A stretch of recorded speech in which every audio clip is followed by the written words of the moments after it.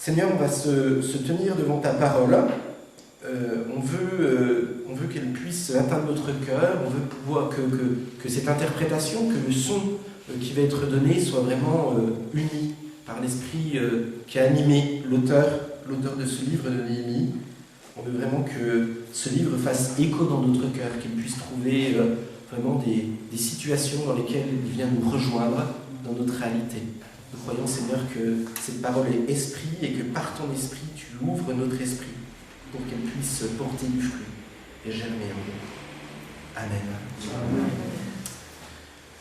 Voilà donc, je vous invite à retrouver le livre de Néhémie. Depuis quelques semaines, on poursuit cette étude du livre de Néhémie. On avait vu que Néhémie s'était senti concerné par la situation dans laquelle il était, une situation de déportation, cette situation où ce n'était pas normal, ça ne correspondait pas aux promesses de Dieu, et puis comment il va se mettre en mouvement lui-même, et comment à partir de ce mouvement il va aussi donner une impulsion pour sortir du sommeil ce peuple qui se complaît dans l'ensemble de ruines dans lequel il se trouve.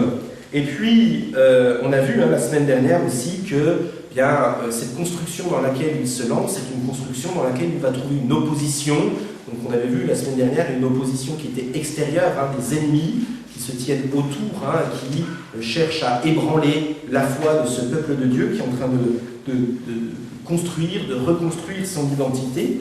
Et puis cette semaine, j'aimerais aussi voir quelques éléments dans ce texte qui nous montrent que le conflit n'est pas qu'à l'extérieur de la communauté, mais ce conflit aussi que nous subissons est un conflit que l'on peut vivre au sein de la communauté, mais aussi un conflit qu'on peut vivre à l'intérieur de nous-mêmes.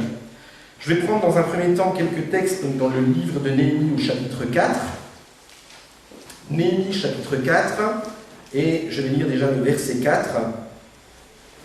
Donc voilà, ça fait quelques jours qu'on a commencé à dresser la muraille, et puis là, déjà le peuple de Juda murmurait. Ceux qui portent les fardeaux sont à bout de force, et l'état de décombre reste énorme. Jamais nous n'arriverons à rebâtir cette muraille. Alors, inutile d'expliciter, je pense que bien souvent, nous avons eu le cas, spirituellement, de se retrouver face à ces murailles, face à un découragement. Et puis, versets 9 à 15, « Lorsque nos ennemis apprirent que nous étions informés et que Dieu avait déjoué leur projet, nous sommes tous retournés à la muraille, chacun à son travail. Mais, à partir de ce jour, la moitié des hommes seulement faisaient le travail, et ceux de l'autre moitié, vêtus de cuirasses, étaient armés des lances, des boucliers et des arcs. Et les chefs se tenaient derrière tous les gens de Juda, ceux qui étaient occupés à rebâtir la muraille, et ceux qui portaient ou chargeaient les fardeaux, travaillaient d'une main et tenaient une arme de l'autre. Chacun des bâtisseurs avait son épée attachée à sa hanche. C'est ainsi qu'il bâtissait. Un homme se tenait à mes côtés, prêt à sonner du corps. Je dis alors aux notables et aux chefs et au reste du peuple, le travail est considérable et s'étend sur une grande distance. Nous sommes dispersés, loin les uns des autres, le long de la muraille. Rassemblez-vous autour de nous à l'endroit où vous entendrez le son du corps, et notre Dieu combattra pour nous. C'est ainsi que chaque jour, nous poursuivions notre entreprise, la moitié d'entre nous tenant la lance à la main, depuis l'aurore jusqu'à l'apparition des étoiles. Et le texte continue, mais je vais m'arrêter ici. On se trouve dans ce texte dans une situation de découragement. Et on se rend compte que c'est un découragement qui est lié face à l'ampleur du chantier sur lequel se trouve le peuple de Dieu.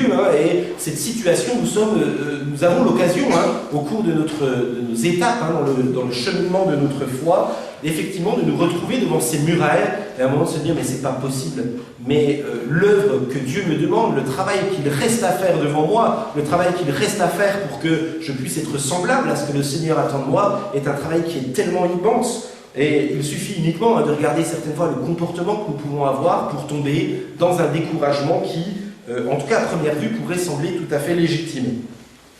Le travail commence à être difficile, et il reste tellement de choses à faire. Et ce découragement, nous le vivons, comme je vous le disais, dans l'Église, soit de façon collective. Est-ce que ça vaut vraiment le coup de continuer à se lancer dans cette édification de l'Église? Est-ce que ça vaut le coup de continuer à parler à nos voisins, à nos amis qui sont autour de nous? Est-ce que ça vaut continuer à valoir le coup à aller à la réunion de prière, alors que des fois on ne voit pas le Seigneur qui nous répond? Est-ce que ça continue à valoir le coup d'aller au culte, à l'étude biblique, au groupe de jeunes? Ça, on peut vivre de façon collective, hein, on le vit de façon collective dans ce livre de Néhémie, et puis on le vit aussi de façon individuelle. Est-ce que ça vaut bien la peine de continuer à s'engager? Après tout, vous savez, entre autres, j'avais eu l'occasion, quand j'étais encore pasteur au Sable d'Olonne, d'accompagner un jeune couple qui se tournait vers la foi. Et puis, dimanche soir, j'ai la joie de recevoir par SMS la jeune fille qui dit « Ça y est, j'ai fait le pas de m'engager dans la foi ». Et puis mardi, elle m'envoie un SMS en me disant « Mais je suis découragée parce que ça y est, je commence déjà à sentir des agressions spirituelles. » Voilà, on vit ces situations-là, on a l'occasion de les vivre, de les subir.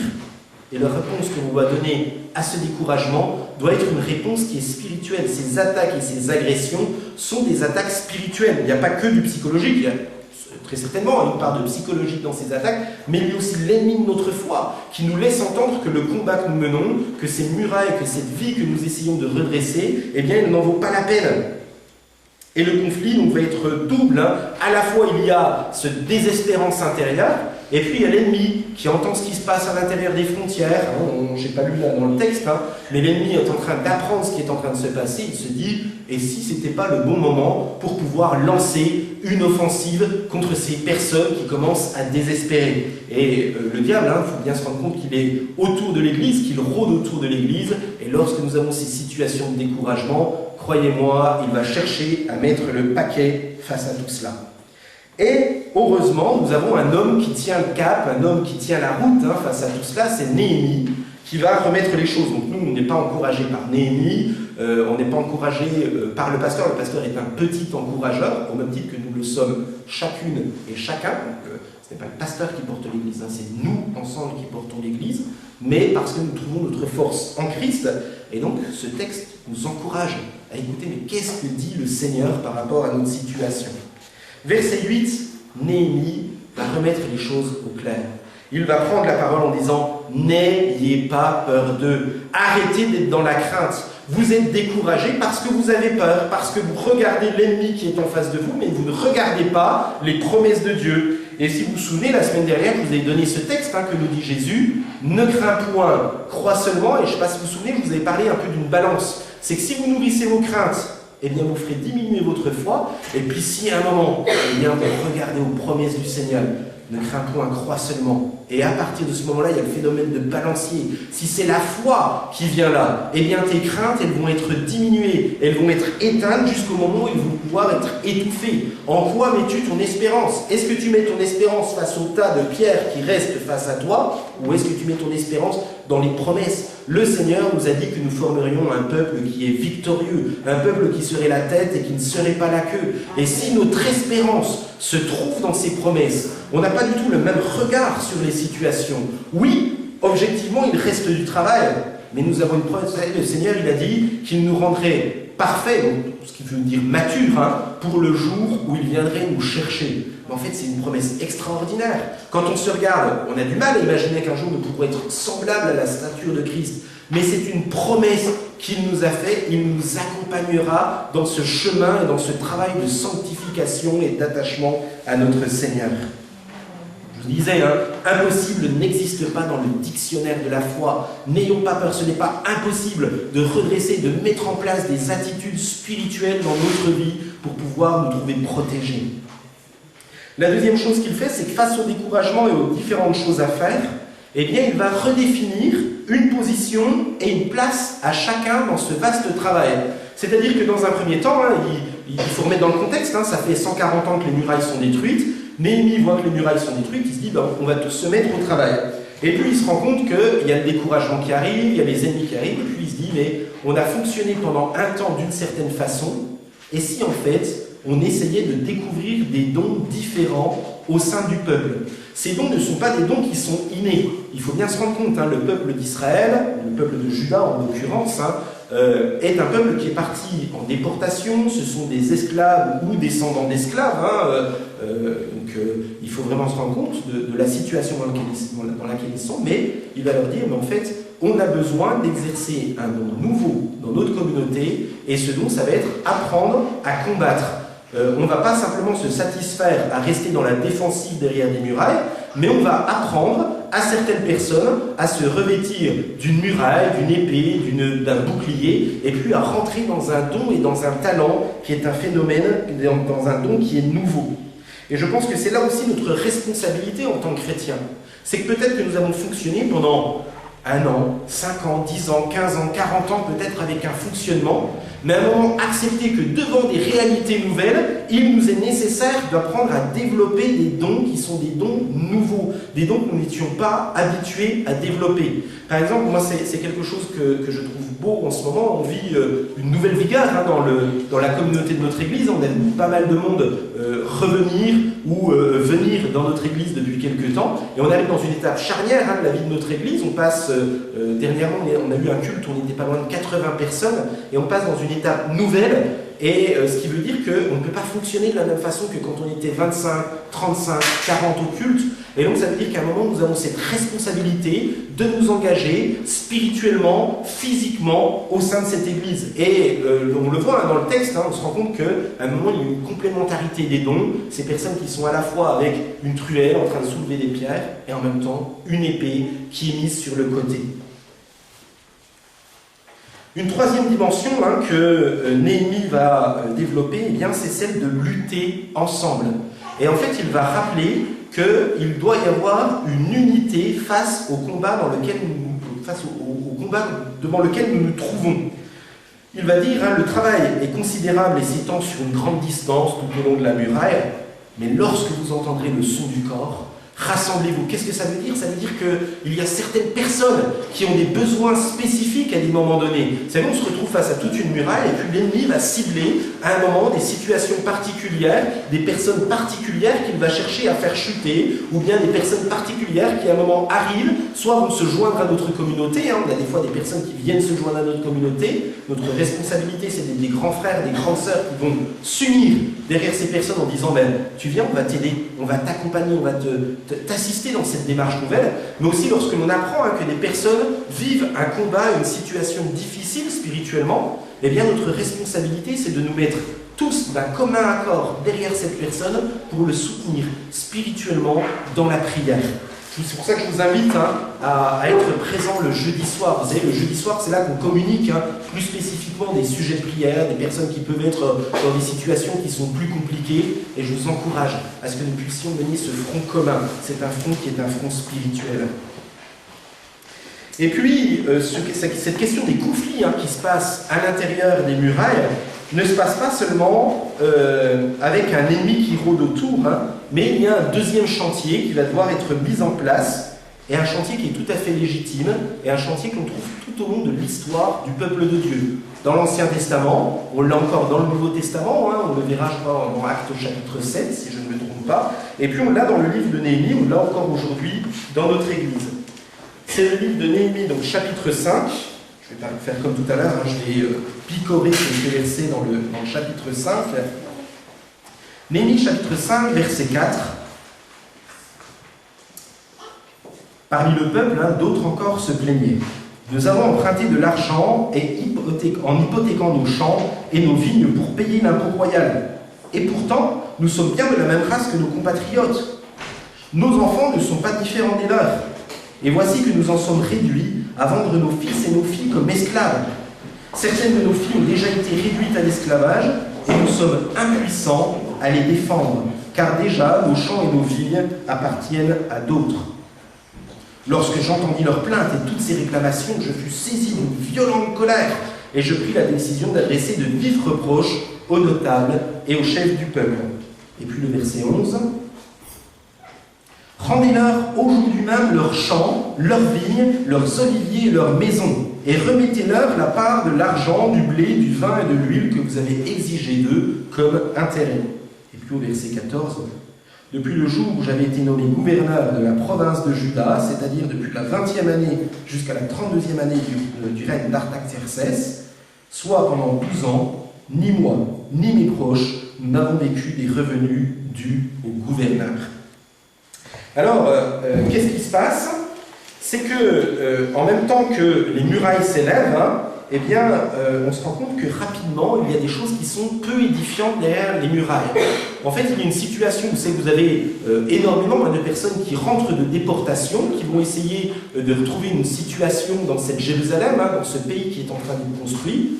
Puis vous avez quelques notables qui sont là, qui ont une certaine opulence, et puis vous avez des gens qui viennent dans une situation de précarité. Et ces personnes qui sont dans une situation de précarité, à un moment, se retrouvent, ils n'ont plus d'argent pour pouvoir acheter du blé, pour pouvoir acheter le nécessaire pour vivre. Et ce que vont faire les notables, ils vont dire, bah, écoute, tu as besoin, aujourd'hui, mais tu as besoin de 1 000 €, bah, écoute, il n'y a pas de problème, je te donne les 1 000 €. Par contre, en contrepartie, dans un mois, tu me redonnes 1 200 €. C'est plus ou moins ce que ça donne. Et vous imaginez que des personnes qui n'ont déjà pas de quoi manger, très rapidement se trouvent obligées de se débarrasser de tout ce qu'ils ont. Et même dans le texte, on se rend compte qu'ils vont donner leurs fils et leurs filles comme esclaves. La notion de l'esclavage, avant l'Ancien Testament, a une autre portée que l'esclavage que l'on a pu connaître il y a 5 siècles en arrière et jusqu'il y a 150 ans en arrière. En fait, ce qu'ils sont en train de dire, c'est qu'ils donnent leurs enfants, qui ont des fois 6, 7, 8 ans, pour devenir l'aide ménagère d'une personne, ou toutes ces choses-là. Il faut remettre dans le contexte, mais on imagine, vous avez des enfants et vous espérez que vos enfants vont pouvoir reprendre votre exploitation après vous, et en fait, ils ne le peuvent pas. En fait, on tombe dans une véritable misère et dans une véritable détresse sociale, où ceux qui sont opulents deviennent plus riches, et ceux qui sont pauvres ne cessent de s'appauvrir. Et donc là, on touche à la question de l'aspect social au sein des communautés. Donc hier, entre autres, dans les questions qui sont venues au cours de la soirée Tire sur ton pasteur, c'était quand est-ce que l'on va remettre en route le mouvement social de notre Église. Et donc notre espérance, c'est qu'au cours des prochains mois, on ait l'occasion de trouver une orientation dans laquelle l'Église pourra s'inscrire, dans ce renouveau d'une action sociale. Mais je crois que cette question de l'aspect social au sein de l'Église est unie à la question de la spiritualité. J'ai envie de dire, dis-moi comment tu pratiques ta relation par rapport aux autres, et je te dirai celui en qui tu crois. Et si l'action sociale ne sauve pas, elle démontre en qui et en quoi nous avons placé notre espérance. Et je crois que l'Église a la responsabilité d'être en tête de la façon de traiter toutes les questions éthiques et sociales. Nous avons une responsabilité, nous ne pouvons pas et nous n'avons pas le droit de considérer ces actions comme étant des actions qui ne sont pas liées à notre spiritualité. Je pense entre autres à l'apôtre Jacques qui dit, mais si quelqu'un vient en te disant qu'il a faim, que tu vas simplement dire, écoute, je vais prier pour toi, et qu'il repart sans rien, tu as peut-être loupé quelque chose. Voilà. Je rappelle, on a le panier alimentaire à la sortie de l'église, donc on fait avec les petits moyens qu'on a, mais le but de ce panier, c'est que celui qui a puisse acheter un peu plus pour pouvoir donner à celui ou celle qui n'a pas. Et j'aimerais encore vous solliciter sur cette question du panier. Je sais qu'il y a 2 personnes qui ont rejoint la communauté, qui ont des difficultés, et clairement, quand on n'a pas grand-chose et qu'on part avec un paquet de pâtes et un paquet de riz, c'est quand même énorme. Cette question donc, de la justice sociale, c'est une question qui est au cœur de l'Écriture. Donc quand on lit dans l'Ancien Testament le mot justice, en fait en hébreu c'est le mot tzedaka, et qu'on devrait plutôt traduire comme le mot justice sociale. Cette question de la justice sociale, en fait, elle se représente un peu dans la notion du judaïsme, un peu comme vous savez cette balance, où dans cette balance sur la terre, il y en a qui ont beaucoup, et puis d'autres qui ont moins. Et notre responsabilité, celle que Dieu nous demande, c'est que nous avons cette responsabilité de mettre en équilibre cette bascule, ces 2 plateaux afin qu'ils soient en équilibre. C'est-à-dire que oui, il y a des personnes qui sont en position de richesse, en position de statut social qui sont bien placées, puis on a toujours à nos côtés des personnes qui sont moins bien placées. Ça ne veut pas dire que celui qui est riche ne doit pas être riche. Mais ça veut dire que sa richesse, il a la responsabilité de la gérer. Je vais employer le mot de gestion, je ne sais pas si on peut parler de partage, une certaine forme de partage, la responsabilité de la gérer pour pouvoir équilibrer, pour que celles et ceux qui sont dans une situation de détresse puissent trouver leur compte. Un texte que je trouve qui parle particulièrement bien, qui nous rappelle ce qui se passait dans le désert lorsqu'il y avait la descente de la manne, et il y a l'apôtre Paul qui va dire « Celui qui avait ramassé beaucoup de manne n'en avait pas trop, et celui qui en avait ramassé peu ne manquait de rien. » Et derrière, en fait, vous savez, vous avez une notion de justice divine dans cette manne, parce que la manne, eh bien, vous la gardez du matin jusqu'au soir, mais vous ne pouvez pas la garder jusqu'au lendemain.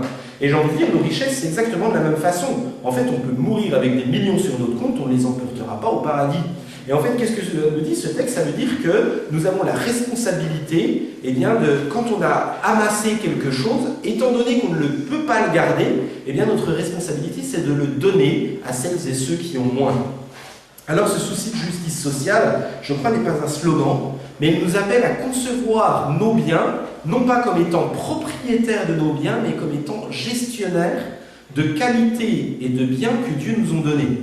Autrement dit, si le Seigneur nous a donné cette faculté de pouvoir gérer convenablement nos comptes, d'être responsable d'une grande entreprise, eh bien notre responsabilité, c'est de nous gratter la tête en disant « mais comment est-ce que je peux faire pour avoir un rayonnement social autour de moi ?» En contrepartie, la personne qui, elle, a moins, a la responsabilité de dire « mais comment moi aussi, je peux rentrer dans ce réseau social pour essayer moi aussi de tendre petit à petit ?» Vous savez, vous avez ce texte dans l'Écriture qui dit que celui qui ne travaillait pas apprenne à travailler pour qu'un jour, à son tour, il puisse subvenir aux besoins de celui qui n'a pas.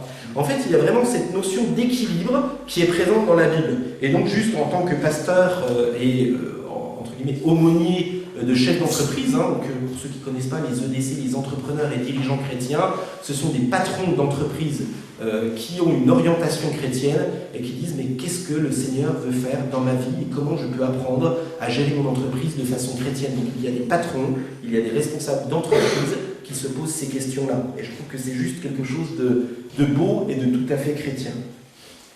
Et donc Néhémie se retrouve face à cette question de crise sociale. Et il va apporter quelques réponses. Alors la première, eh bien, c'est la réaction de Néhémie. Tout d'abord, on se rend compte que Néhémie est quelqu'un qui est ouvert et qui est prêt à entendre qu'il y a des choses qui ne vont pas. Un bon chef, un bon responsable est quelqu'un qui est prêt à entendre. Et c'est pour ça que j'aimerais vraiment vous encourager quand vous avez des situations qui sont difficiles, hein, que ce soit spirituellement ou matériellement, parlez-en au pasteur, parlez-en aux membres du conseil. On ne vous promet pas d'avoir toutes les réponses, mais au moins d'essayer de pouvoir vous assister là-dessus.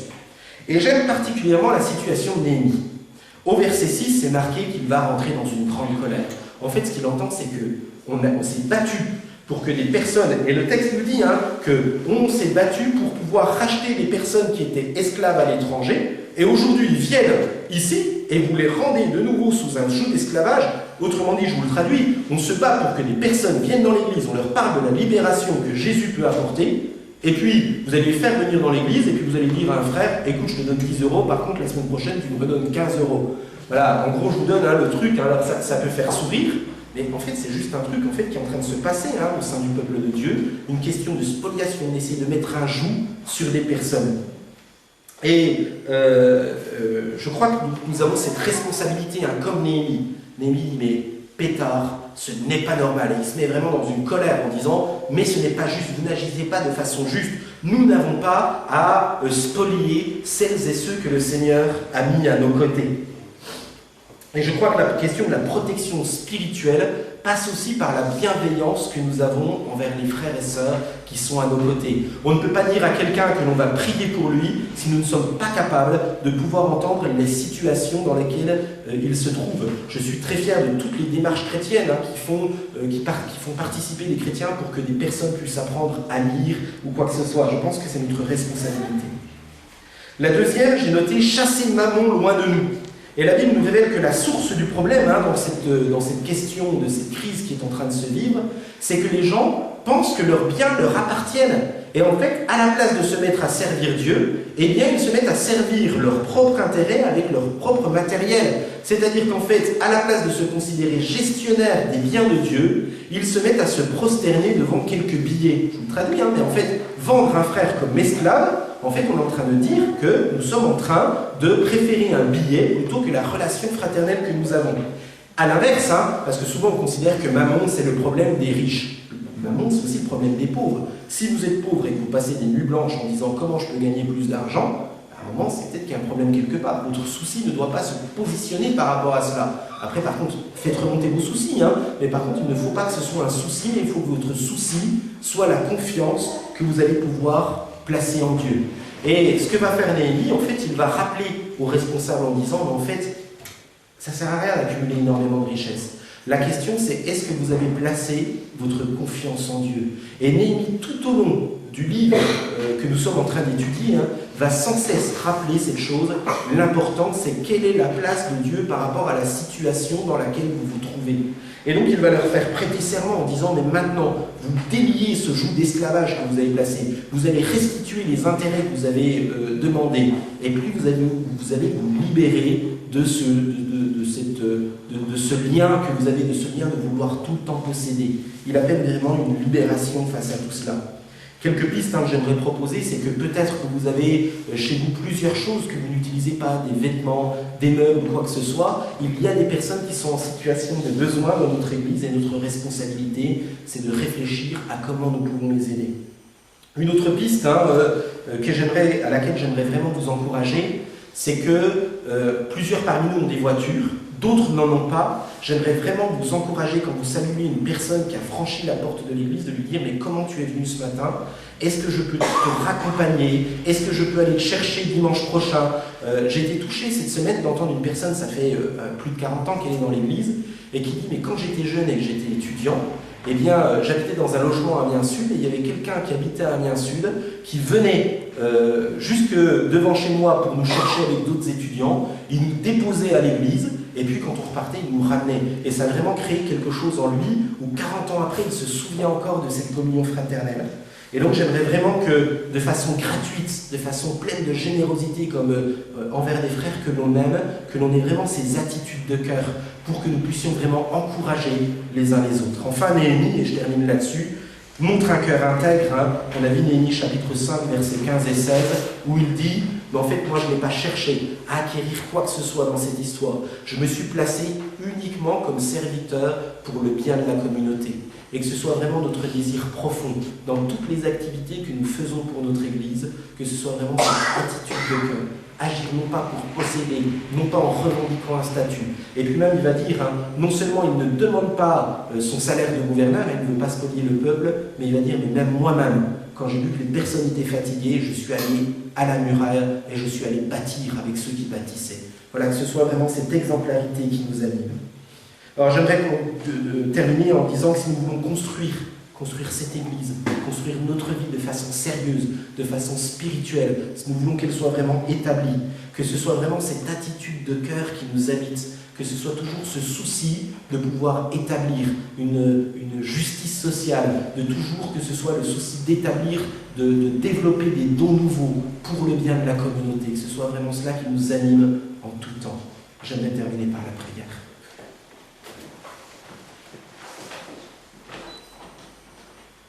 Seigneur notre Dieu, on te bénit et on te rend grâce pour cette parole.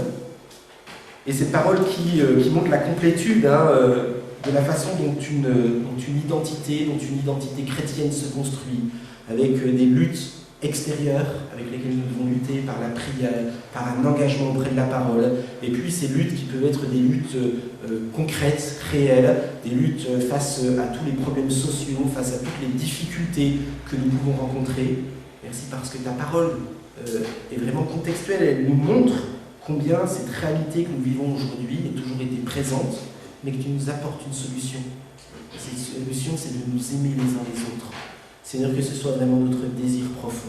Apporte-nous l'amour, apporte-nous cette notion d'engagement comme Néhémie qui dit « Je ne laisserai pas les frères qui sont seuls se battre seuls sur la muraille. J'irai et je les aiderai. » Seigneur, vraiment que ce soit cette disposition de cœur qui anime chacune et chacun.